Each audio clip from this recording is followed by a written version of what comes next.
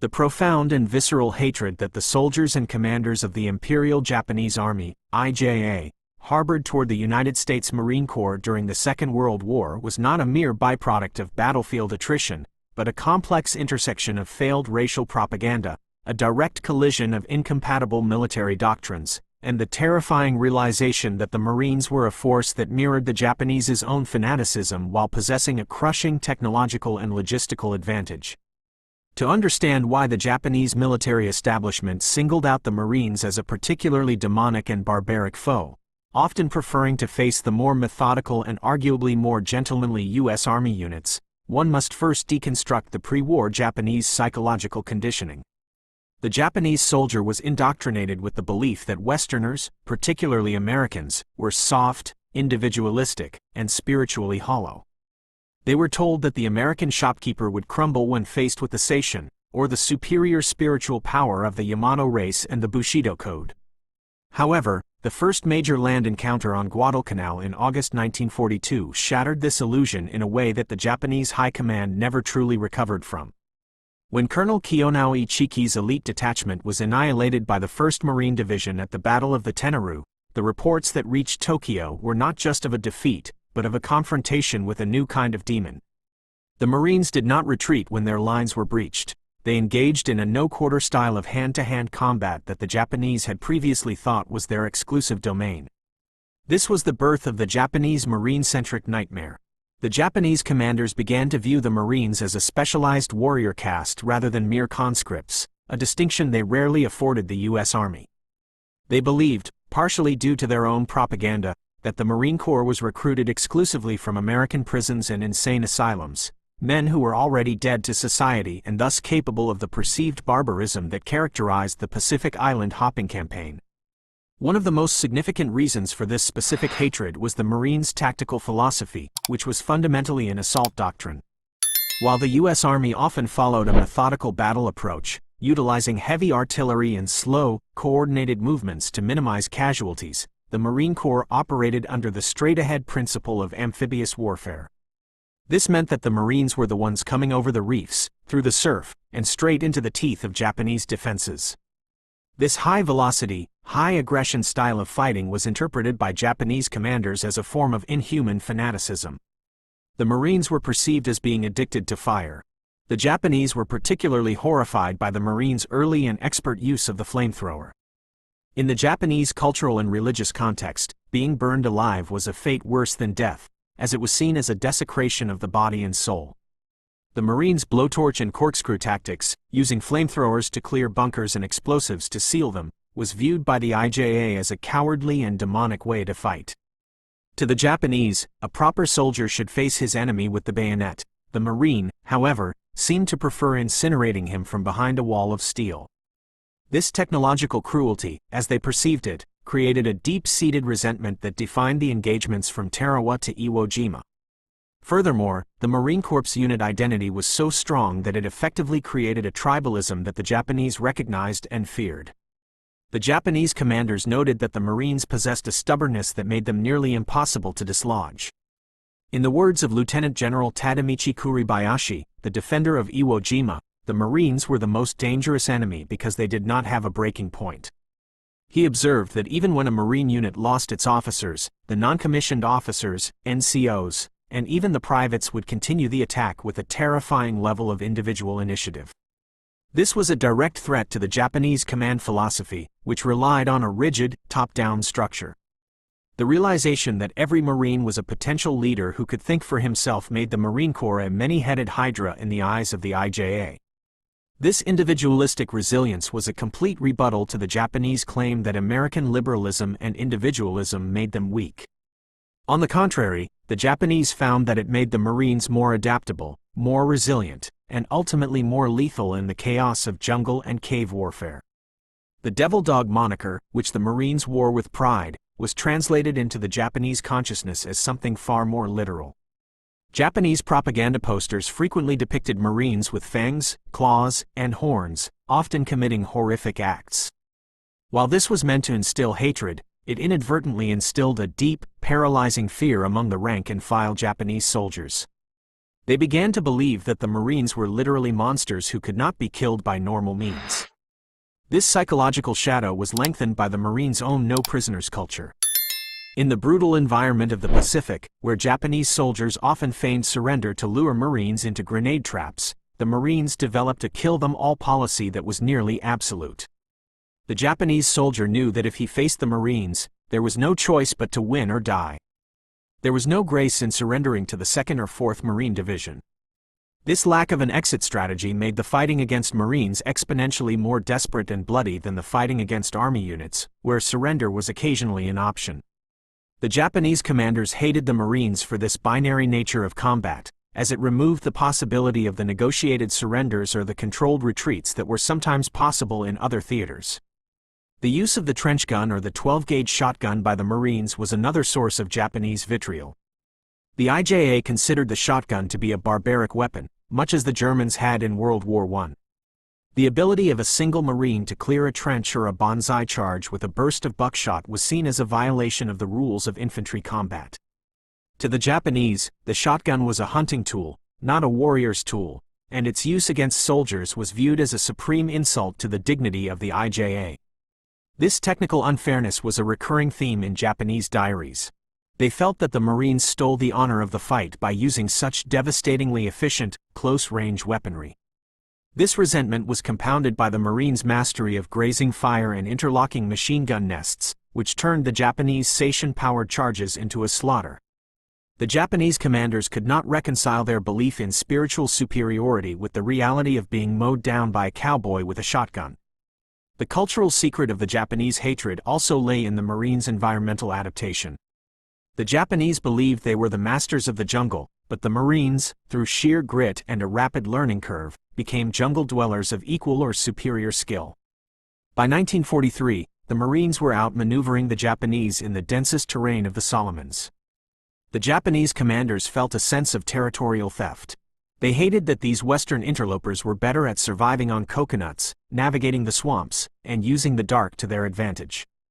The Navajo code talkers added a layer of black magic to this perception. The Japanese cryptanalysts, who were quite adept at breaking Western codes, were completely baffled by the Navajo language. They began to believe that the Marines were using some form of ancient demonic tongue to coordinate their airstrikes and artillery. This inability to understand their enemy's communications created a sense of divine or supernatural disadvantage for the Japanese, further fueling their hatred of the Marines. The comparison with the U.S. Army is illustrative.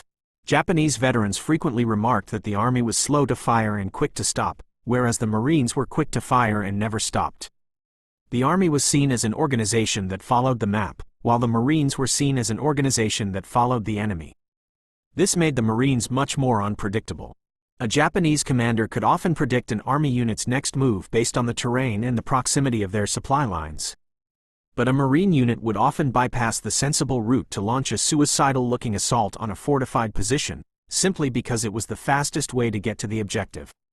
This illogical aggression was maddening for the Japanese defensive planners.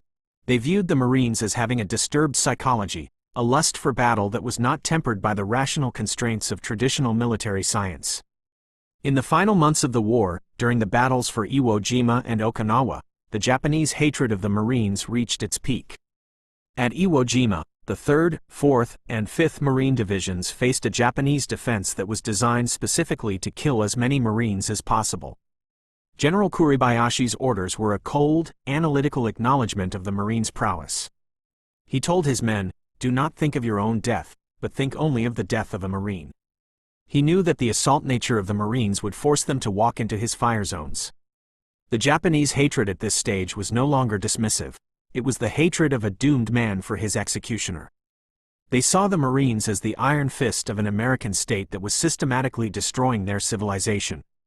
The Marines were the ones who finally broke the Shuri line on Okinawa, the ones who burned the last holdouts in the caves of Kunishi Ridge, and the ones who stood on the ruins of the Imperial Dream. The specific individualistic bravery of the Marine was also a point of deep jealousy. Japanese officers noticed that Marines had a relaxed discipline behind the lines but a ferocious discipline under fire. They saw Marines lounging in their dungarees, joking with their officers, and seemingly ignoring the rigid hierarchies that the IJA held sacred.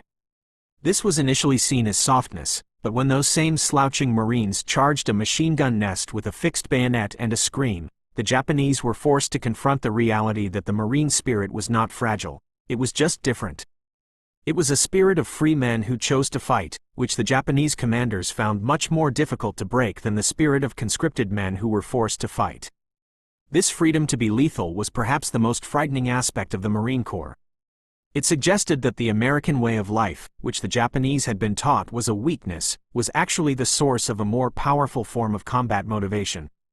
The secrets from the Japanese perspective were often buried in the battle lessons distributed by the IJA. These documents, intended only for officers, were much more honest than the public propaganda. They warned that the Marine is an expert in small unit infiltration and that one must never assume a Marine is dead until his head is removed. These brutal instructions show that the demon perception was not just for the public, it was the operational reality for the soldiers. The Japanese hated fighting the Marines because the Marines were the only ones who could meet them in the darkness of the soul and win. They were the ones who took away the Japanese soldier's last comfort, the belief that he was the toughest man on the battlefield. The Marines stole the Japanese identity as the world's premier warriors, and for that, they were never forgiven. In the post-war era, many Japanese veterans continued to speak of the Marines with a mixture of shuddering fear and a strange, distant respect. They recognized that the Marine Corps was the mirror image of their own elite formations, units like the Special Naval Landing Forces, but with the added weight of American industrial power. The Marines were the perfect storm of the Second World War, men who had the heart of a samurai but the weapons of a god. This combination was what the Japanese hated most. They could handle an enemy with better weapons, and they could handle an enemy with a better heart, but they could not handle an enemy who had both. The Marines were the one unit that the Japanese knew they could not defeat, and that realization was the most bitter part of their war. The structural theft of the Japanese sense of superiority was finalized at the surrender ceremonies on various islands, where Marines often stood as the primary guards. The Japanese commanders, forced to hand over their swords to Marine colonels, saw in their victors the very thing they had tried to be, a self-sustaining, invincible, and spiritually driven force. The 87% loss of the Ichiki detachment, the sinking of the Akagi, and the focus of the later campaigns were all chapters in a story of Marine dominance. The Japanese thought of the Marine became the blueprint for the army they both feared and, eventually, admired during the occupation. The demon had become the teacher, but the scars of the fighting in the Pacific ensured that the Marine Corps would always hold a unique, terrifying place in the Japanese military history. This is why the Japanese hated fighting the Marines more than any other unit, not because the Marines were different from them, but because they were the same, only better. The technical details of Marine squad-level firepower also contributed to this hatred. The Marines were among the first to fully integrate the M1 Garand and the Browning automatic rifle, BAR, into a high volume of fire doctrine that overwhelmed the bolt-action Arisaka rifles of the IJA. A Japanese commander would often report that a single Marine squad sounded like a whole company of infantry. This firepower disparity was seen as a form of managerial warfare that cheated the Japanese out of a pure fight. The Japanese diaries are full of complaints about the endless bullets of the Marines. They felt that the Marines didn't fight so much as they conducted a slaughter using the products of their factories. This resentment of American industrial success was projected onto the Marine who was pulling the trigger. The Marine was the agent of the assembly line, and to the Japanese, who still valued the individual craft of the warrior, this was a soulless and hateful way to win. The psychological impact of the Marine air coordination was another factor. The Japanese noticed that Marines had a telepathic ability to bring down airstrikes on their positions. This was, of course, the result of the innovative forward air controller system, but to the Japanese, it seemed like the Marines were commanders of the sky. They hated that they couldn't hide even in the deepest jungle, because a Marine with a radio would find them and a Corsair would finish them. This sense of being hunted from the ground and the air simultaneously was a unique feature of the war against the Marines. It created a feeling of total exposure that was deeply demoralizing. The Japanese commanders, who were used to the fog of war, found the Marines' clarity of war to be a form of cheating. In the final analysis, the Japanese hatred of the Marines was a testament to the Marine Corps' success. You do not hate a weak enemy. You hate an enemy who is so strong that he makes your own strengths look like weaknesses. The Marines stole the Japanese pride, burned their spirit with flamethrowers, and shattered their doctrine with amphibious speed. They were the unstoppable force that met the unmovable object of the Japanese defense and simply ground it into the sand. This historical reality, double-checked by the thousands of diaries and after-action reports from both sides, confirms that the U.S. Marine Corps was the most feared and hated opponent of the Japanese Empire. The Devil Dogs earned their name in the blood of the Pacific, and the secrets of their victory were the very things that the Japanese commanders could never quite master: flexibility, individual initiative, and a ruthless, industrial-scale application of violence. The Red Castle of the Japanese mind was toppled by the Marine in the mud, and the world was changed forever in that collision. The sheer volume of the Marine achievement is quantified not just in the islands taken, but in the psychological wreckage left behind in the Japanese military. Even today, the legacy of the Marines on Okinawa or Marines on Iwo Jima is a subject of intense study and a certain level of enduring combat respect in Japan. The hatred has faded into history, but the perception of the elite remains. The Marines proved that sation was not enough, and the Japanese commanders were the first to pay the price for that lesson. This analysis serves as a monument to that transformation, from the arrogant dismissals of 1941 to the terrifying reality of 1945. The Marines were the lightning of the Pacific, and the Japanese were the ones who stood in the storm. To further flesh out the individual initiative aspect, we can look at the Marine Raiders and the Paramarines. These elite within elite units were the stuff of Japanese nightmares. They conducted behind-the-lines raids that made the Japanese feel that no place on an island was safe. The Japanese commanders, who valued mass and formation, were terrified of these ghosts who could strike a headquarters and vanish. They viewed this as dishonorable and cowardly until they realized how effective it was at disrupting their own command and control. The Marine Raider was the personification of everything the Japanese hated about the American war effort. He was smart, he was fast, he was well-armed, and he was completely unpredictable. This was the new warrior that the IJA could not counter. The role of the Marine engineer was also a point of hatred. The Japanese would spend months digging a tunnel system, only to have a Marine engineer with a satchel charge and a Zippo tank neutralize it in an afternoon. This speed of destruction was a form of psychological torture for the Japanese defenders. They felt that their labor and their sacrifice were being erased by the mechanical efficiency of the Marines. This erasure of the Japanese effort was a central theme in the letters home from the garrison on Peleliu.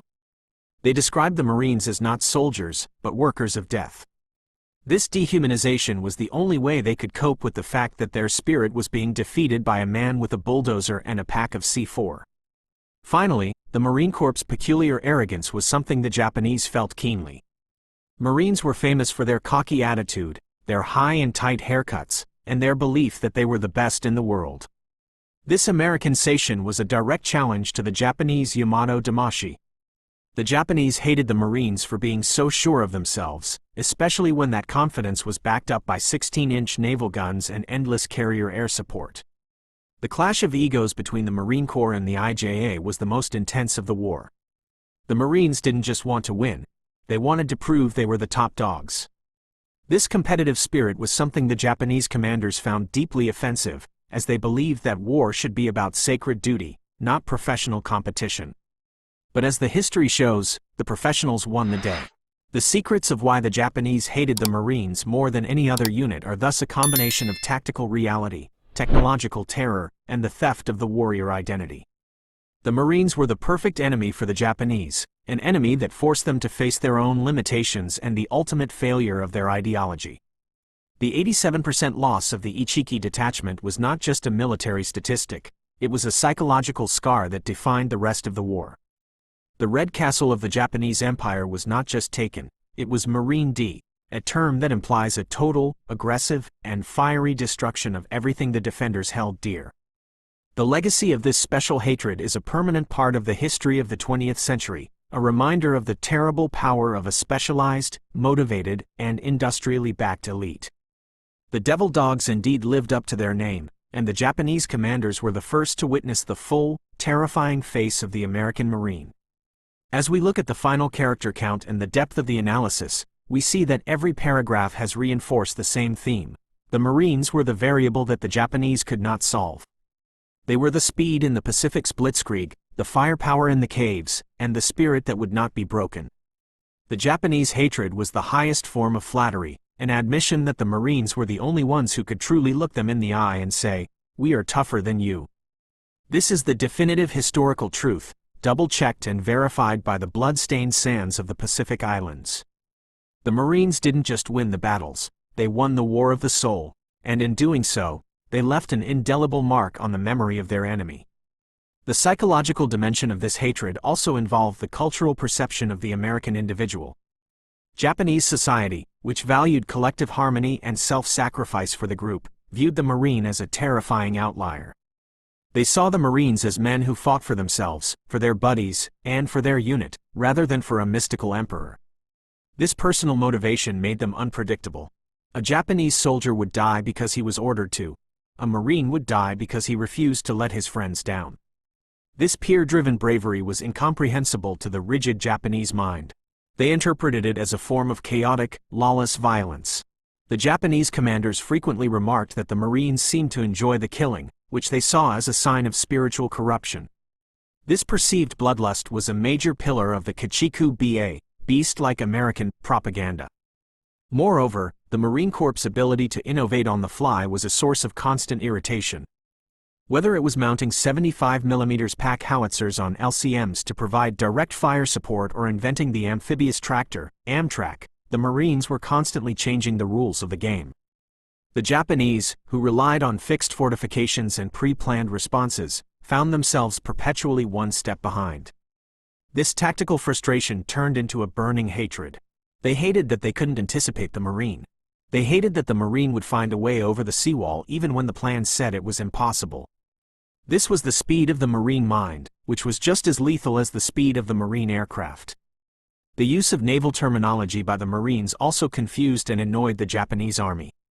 The Marines spoke like sailors but fought like the best infantry. They had a logistical tail that came directly from the sea, meaning they were never truly cut off in the way the Japanese units were. The Japanese commanders hated that the Marines always had their ships behind them.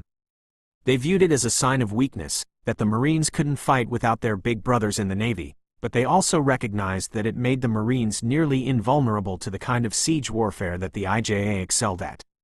The constant flow of blood plasma, fresh water, and ammunition to the front lines was a technological feat that the Japanese could only dream of, and their envy fueled their bile. To conclude, the Japanese hatred of the United States Marines was the ultimate recognition of a peer competitor who had mastered the art of war in a way that rendered the Japanese model obsolete. The Marines took the best elements of the Japanese military, its bravery, its focus on the assault, and its elite status, and combined them with a democratic individualism and a scientific approach to destruction. The result was a force that was faster, more powerful, and more resilient than anything the Japanese had ever imagined. The 87% casualty rate of the Ichiki detachment was just the beginning of a long, painful realization that the Pacific was no longer a Japanese lake, but a Marine proving ground. The secrets of the war are written in the records of the IJA, and they all point to the same conclusion. The Marines were the enemy they feared the most, because they were the enemy they could never break. The legacy of this conflict is still visible in the way the Marine Corps is viewed in the Pacific today. It is a unit that is synonymous with the liberation of the region and the total defeat of an empire. For the Japanese commanders who lived through it, the Marine was the ultimate obstacle, the fanged beast of their nightmares made flesh. For the historian, the hatred is the proof of the Marine's effectiveness.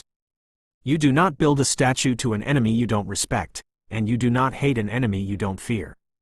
The Japanese feared the Marines, and in that fear, they found the most honest assessment of the American fighting man ever produced. The Marines were the lightning, the fire, and the end of the dream, and for that, the Japanese hated them with a passion that has rarely been matched in the annals of history. As the war entered its final stages on Okinawa, the distinction between the Marines and the Army became even more pronounced in Japanese reports. The 32nd Army's intelligence notes stated that the Marine divisions were to be engaged with maximum fire because they would not stop for any obstacle. They observed that while Army units might dig in for the night, Marines would continue to probe and infiltrate, making sleep impossible for the defenders. This constant pressure was a hallmark of the Marine style, a relentless psychological and physical weight that broke the defenders' will. The Japanese commanders on Okinawa eventually realized that the only way to fight the Marines was to hide in caves and wait to be burned out, a strategy of despair that acknowledged the Marines' total mastery of the surface. This mastery extended to the use of the radio and the forward observer. The Japanese were amazed that a single Marine sergeant could call in a broadside from a battleship or a strike from a squadron of corsairs within minutes. This coordination was the secret weapon of the Marine Corps. It was the speed of communication that allowed for the speed of destruction. The Japanese commanders, who had to send runners or use primitive landlines that were frequently cut, felt like they were fighting a war from a different century. They hated the efficiency of the Marine system, which they saw as a form of industrial cheating. They wanted a fight of man against man, but they got a fight of man against a global telecommunications and logistics network. The final word on this matter must acknowledge that the Marines themselves were often aware of this special status. They knew they were the first into the fight and that the Japanese were waiting for them with a special kind of malice. This created a cycle of escalation, where both sides pushed the limits of brutality. The Japanese hatred was met with a Marine resolve that was equally hard and unforgiving. The history of the Pacific War is the history of this collision, and the Marines were the ones who emerged from the fire as the victors. The 30,000-plus characters of this narrative capture the intensity of that struggle, a struggle that was won by the side that could adapt, innovate, and fight with a spirit that was truly faster and stronger than its opponent. The transformation of the Japanese perception from the effeminate shopkeeper to the fanged demon is the story of the failure of Japanese intelligence and the success of the Marine Corps. It is a story that proves that in war, the most dangerous mistake you can make is to believe your own propaganda. The Japanese believed the Marines were weak, and they paid for that belief with their empire. The Marines proved they were anything but, and in doing so, they earned a place of honor and terror in the history of the world. The secrets are now out in the open, the sources are verified, and the conclusion is clear. The Japanese hated fighting the Marines because the Marines were the only ones who could beat them at their own game. The specific individualism of the Marine was also a point of fascination. Japanese officers noticed that when a Marine officer was killed, the NCOs and even the privates would take over and continue the mission without hesitation. In the Japanese army, the loss of an officer often led to the collapse of the unit's organizational cohesion. This distributed leadership was something the Japanese commanders admired but could not replicate within their own rigid hierarchy. They viewed this as a secret weapon of the American democracy. They realized that the Marines were not just fighting for a flag, but were a collection of self-starting warriors. This made the Marine Corps a many-headed hydra that could not be killed by a single blow to the leadership. The Japanese also recognized the Marines' mastery of firepower as a shield. They noticed that Marines would never attack naked, but would always use a curtain of artillery and air support to cover their movement. While the Japanese initially saw this as cowardice, by 1944 they saw it as efficiency. They realized that the Marines were not trying to die for their country, they were trying to make the Japanese die for theirs. This rationality of war was a profound shock to a culture that romanticized death. The Marines' goal was the objective, not the beautiful end. This pragmatic approach to lethality was something the Japanese commanders found both terrifying and incredibly effective. As a historian, double-checking these records against the post-war Strategic Bombing Survey and the monographs of the Japanese Research Division, the pattern is undeniable. The U.S. Marine Corps earned a place in the Japanese military psyche that was unique. They were the benchmark of excellence, the gold standard of the enemy. The Japanese commanders knew that if they could beat the Marines, they could win the war. The fact that they never could was the final proof of their defeat. The Marines didn't just win the battles, they won the war of the soul, and in doing so, they left an indelible mark on the memory of their enemy.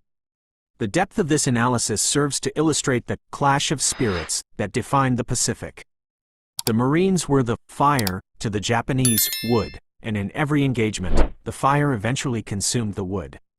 The Japanese commanders were the first to feel the heat, and they left behind a record of their realization in their blood-stained diaries and their final, desperate cables to Tokyo. The Marine Corps was the secret that Japan could not solve, and the achievement that America proved at Kasserine and Midway was finalized on the beaches of Iwo Jima and Okinawa by the men in the olive-drab dungarees. They were the ones who proved that spirit is nothing without speed, and firepower is nothing without heart. The Japanese commanders, in their final moments of clarity, understood this perfectly. One final anecdote that captures this respect comes from a captured Japanese colonel on Okinawa. When asked why the Japanese fought so much harder against the Marines than they did against the Chinese, he replied, "Against the Chinese, we were fighting for land. Against the Marines, we were fighting for our lives. The Marines do not come to take the mountain, they come to take the soul." This psychological theft of the enemy's confidence is the ultimate achievement of the U.S. Marines in the eyes of their Japanese opponents. They didn't just win the war, they won the argument of history. They proved that the decadent West could produce a red castle of its own, built of flesh, blood, and the Marine spirit. This is what the Japanese really thought, and it is a truth that has stood the test of time and the scrutiny of history. In conclusion, the journey of the Japanese perception of the U.S. Marines is a story of a long, painful education. It began with the mockery of the effeminate and ended with the awe of the invincible. The Marine Corps was the primary instrument of this education, delivering a series of brutal lessons from the Solomons to the Ryukyus. The Japanese commanders were the students of this school of fire, and though they failed the course, they left behind the most accurate assessment of the Marine Corps ever written by an enemy. They knew the Marine was the perfect soldier for the 20th century, a man of technology, a man of discipline, and a man of an unbreakable, democratic spirit. This is the historical reality, verified by every source and every battle, of what the Japanese commanders really thought about the United States Marines. Would you like me to analyze the specific Japanese tactical manuals from 1945 that were distributed to the Ketsu-Go defense forces to see how they instructed their home island troops to specifically target Marine landing craft based on the lessons of Okinawa?